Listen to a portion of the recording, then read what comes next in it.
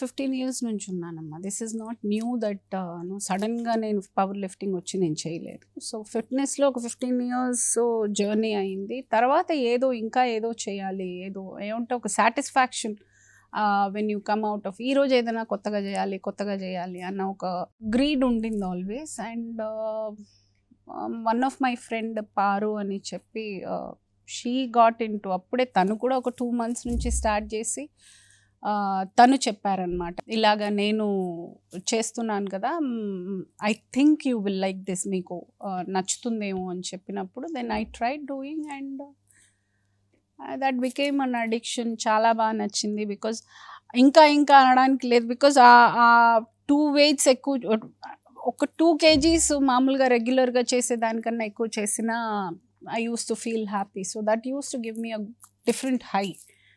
So అలా అది నాకు ఒక అడిక్షన్ అయిపోయింది.